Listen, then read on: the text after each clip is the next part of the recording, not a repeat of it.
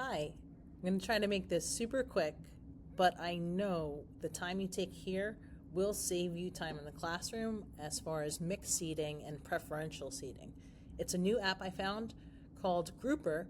It's currently in the beta version, and I am just so very impressed, and I hope it saves you time as well.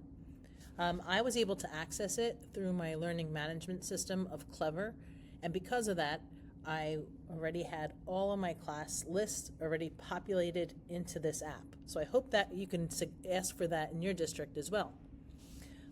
You can also add in your own new class. Let's say if you have an after-school program that you're managing as well. Another nice feature is I was able to rename my classes for what works for me.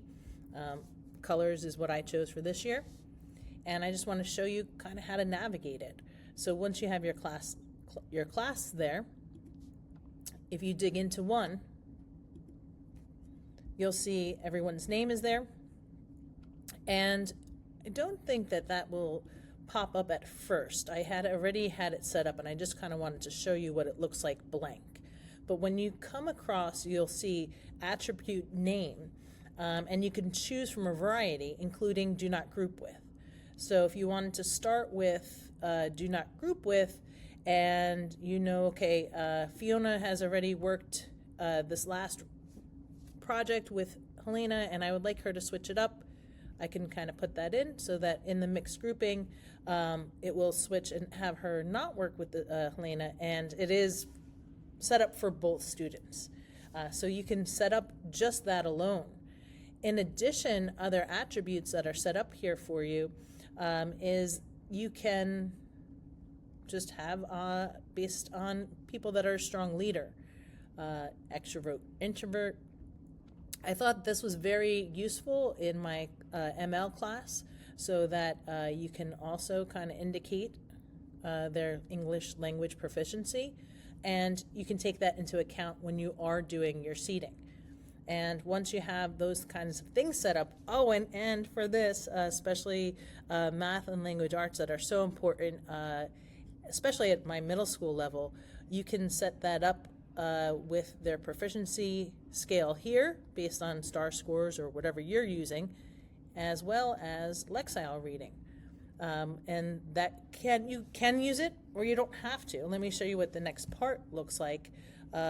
So if you hit just grouping, you can simply just base it on random grouping with numbers.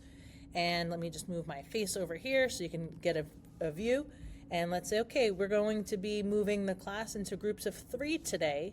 So I just kind of click that, and voila, it's done. It has these little cute Bitmojis for their face.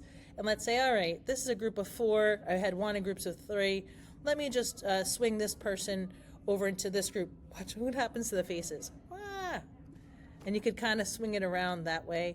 If one group looks really great to you, you can kind of lock them in and still shuffle around everyone else. So it keeps the lock group there for you. And I wanted to show you where you can get the attribute scores or attribute markings. I don't have any additional attributes added in like I was showing you, but if I wanted to add them, I could go back onto this screen, add in Lexiles for each of the students, and when you go back, that attribute would be something that you would be able to select as an influence on new seating arrangements. I hope this helps.